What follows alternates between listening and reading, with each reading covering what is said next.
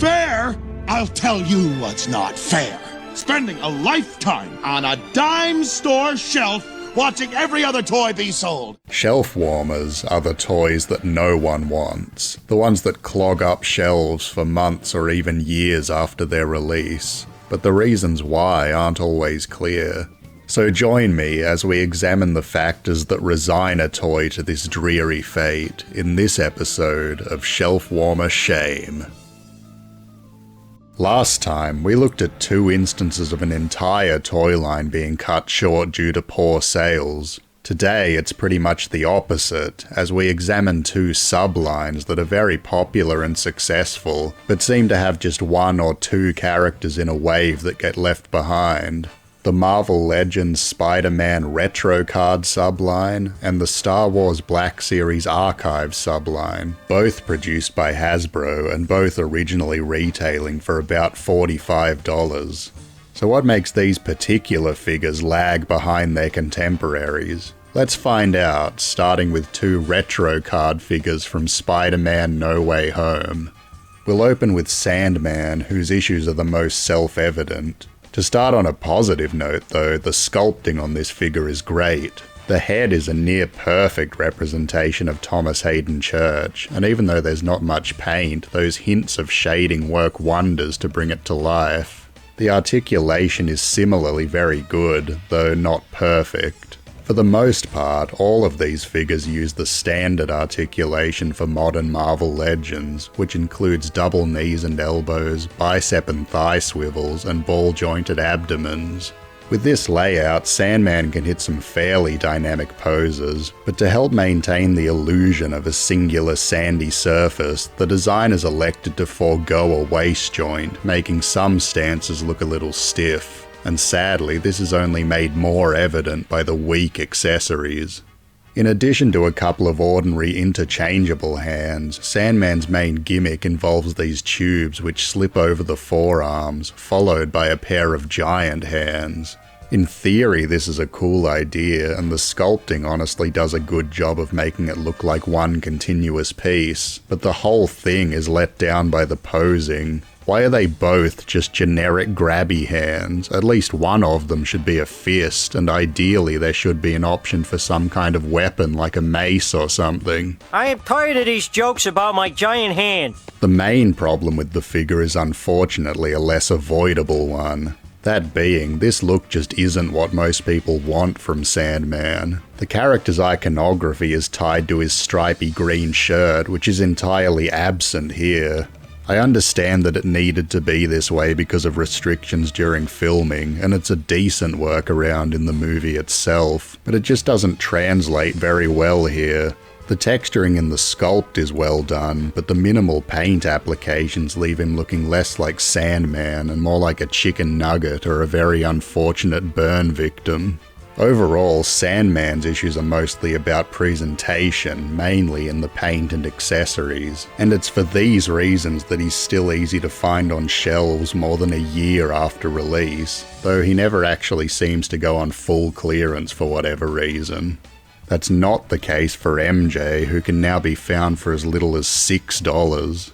About 70% of this figure is reuse of the Far From Home MJ from 2019. As such, the articulation isn't quite as clean as more modern figures.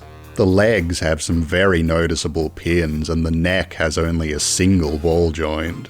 Overall though, the range is still pretty good. The newly sculpted arms are only single jointed, but that does help recreate the poofiness of the jumper. Poof! I've heard people online say that Zendaya's face is very difficult to recreate accurately, but I think Hasbro did an excellent job here, though I do wish the expression was a little more lively like on the Far From Home version.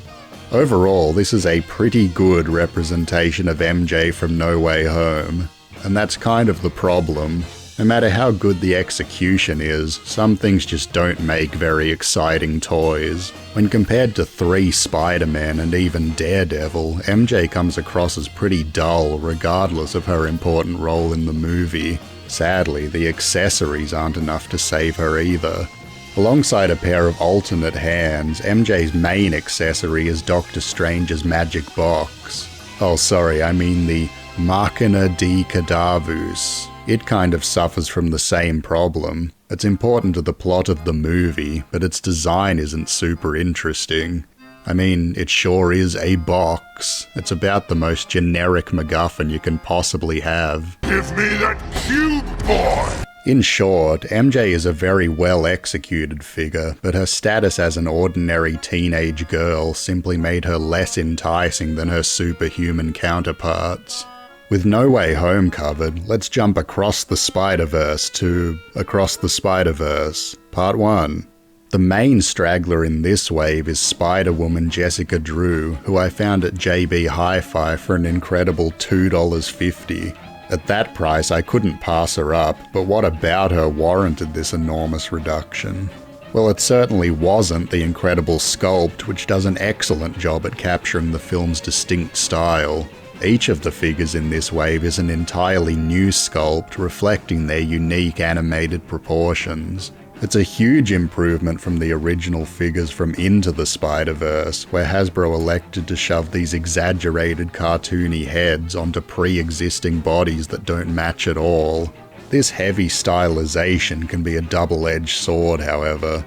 While Jess's hair appears light and fluffy on screen, in plastic form it's exceedingly top-heavy and can hinder the neck articulation pretty bad.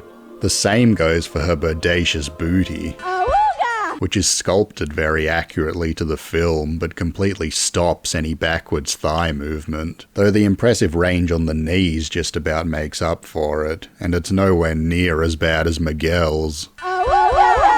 Despite these limitations, this figure represents the character about as perfectly as one could hope for, so what made people leave her behind? Well, isn't it obvious? It's because she's a black woman. Just kidding, I'd say it's probably the Buddha belly. Now you gotta understand, I think that carrying a child to term is a truly miraculous thing, and I have nothing but respect for those who go through it.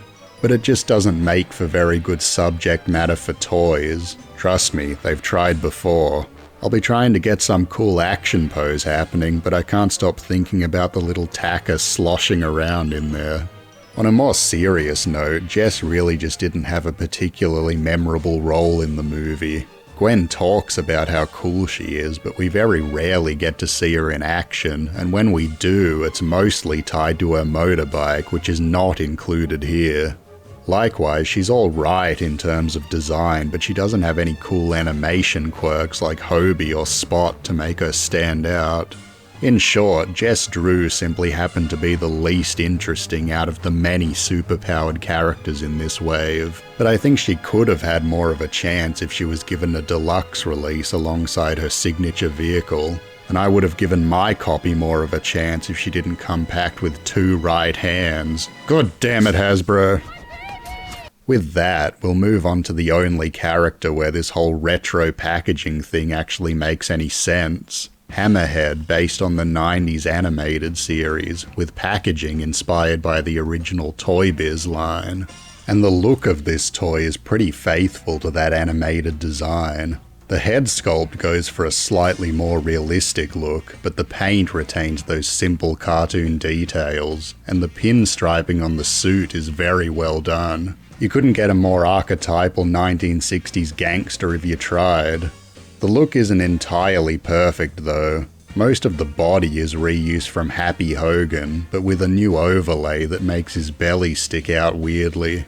The articulation on that original mold can look quite clunky in places. Visually though, a fairly solid representation of the design from the show, but I think that may also be why I was able to get him for only $4. Hammerhead's whole deal is that he has an adamantium plate in his head that makes it so he can bash people's skulls in with his own skull. Now, in most adaptations, and even the original comic art, this is made readily apparent by the highly exaggerated shape of his head. But for whatever reason, the 90s cartoon that this figure is directly based on goes for a much more conservative approach, to the point that you can't really tell that there's anything abnormal about him. Most of the time he just looks like a regular dude with a flat top haircut. As such, to anyone not immediately familiar with the character, this figure comes across as guy in suit and not much else. It's pretty big, I guess. It also doesn't help that Hammerhead is kind of a B-tier villain both in and out of universe. Not only is he not particularly well known to general audiences, his role in Spider-Man stories tends to be gooning for more high-profile villains, making him look pretty lackluster compared to the more notable characters featured in this wave. Like Sandman, Hammerhead's problems lie less with the figure itself and more with the design that inspired it. However, Hammerhead's situation is worsened by the fact that he just wasn't all that popular to begin with. For these 4 figures, the reasons for their failure tended to be a mix of factors, including the omission of important accessories, less than iconic looks, and broadly, just being less exciting than the characters they released alongside, whether that be from a toy or story standpoint. It's a similar situation for the Star Wars Black Series Archive line, where we have 4 seemingly disparate characters united by their inability to sell. Ironically, the official listings for this line call it Black Series Greatest Hits, so let's find out why these few failed to live up to that name. First up is C-3PO, who best demonstrates the basic concept of this subline. This figure is a straight-up re-release of a previous toy from 2017, with little to no changes. Just a simple attempt at getting an older figure back on shelves for people who may have missed out. Specifically, that initial release was a slight retool of, this fellow, whom I don't recognize because of the red arm, but repainted to resemble 3PO as he appeared in A New Hope, silver shin and all.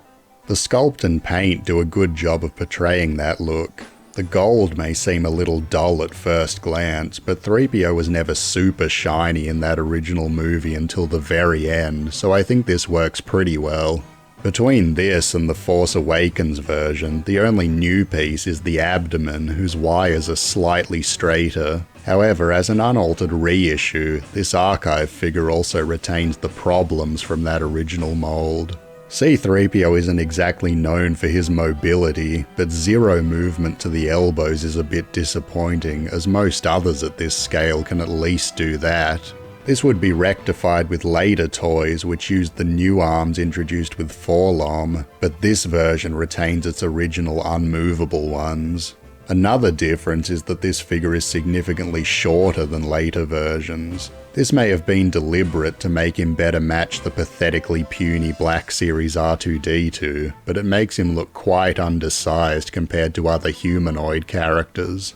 For its original run, this figure actually came out in 2 packaging styles, a retro card for the film's 40th anniversary, and in a regular box exclusive to Walgreens Pharmacy of all places.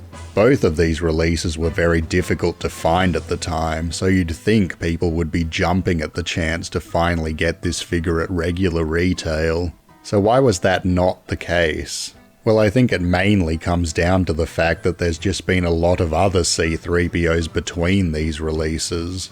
If there are any hardcore collectors who want a specifically New Hope 3PO, they're not going to wait 5 years for Hasbro to do a reissue. They're most likely going to shoot for the Mafex, Figuarts, or Bandai model kit instead, which are all better articulated and have way more display options. This applies even more so to more casual customers who don't even really know the difference between designs. To Star Wars superfans, that silver leg is a highly distinguishing detail, but the wider majority of people just don't notice or don't care and are perfectly content with any of the numerous other Black Series C-3POs. Seriously, normies are so ignorant to details like this that if they ever do notice them, they literally think they've been transported to another universe. For C-3PO, this re-release was simply too little too late, as everyone had already moved on to newer versions, whether they be from other companies or from Hasbro themselves. Next up is Bo-Katan Kryze, who, like 3PO, is a straight reissue of her first figure. The printing on the face may have been updated ever so slightly, but beyond that it's the same as her original toy. I'm not sure why they bothered though, because even to this day you can still find the original, credit collection and holocom versions warming shelves for as little as $9. So what made this figure fumble not once or twice but 4 separate times? And why do they keep trying to make it work? I mean, it's not a bad figure by any means. The detailing in both the sculpt and paint is nicely done, and the photo reel features a very good likeness of Katie Sackhoff. The only complaints I could really make is that the colour of the hair is a little too bright and the elbows are a bit finicky to get into position. So, a pretty good toy, but not so good that you have to keep trying and failing to sell it over and over again. Well, if we look at the timing for these releases, we start to see the reasoning behind this masochistic exercise. The original and credit collection versions were released around the same time as The Mandalorian Season 2, where Bo-Katan made her live-action debut, while the archive and holocom versions came out in coincidence with Season 3, where she was elevated to a main character. This increased presence in toys was seemingly intended to promote Bo-Katan's recent media appearances, but it would appear that Disney vastly overestimated the character's popularity, and I think this problem is very much tied to the way she's handled in the show itself. When Bo-Katan shows up, she's presented as if she's some beloved legacy character that you're supposed to be already familiar with, and then hastily pushed up to main character status, so her presence is mostly confusing to people who aren't caught up with the Clone Wars or Rebels. But if you do go back and watch those shows, you're still equally confused, because why are they trying to push this lady as a main hero after she burned down a village, slapped Ahsoka's child butt, helped Darth Maul take over Mandalore, and then emotionally blackmailed Obi-Wan into fixing her mistakes? He murdered their ruler. My sister. I thought she meant something to you. You're showing us your mistake that you fucking did.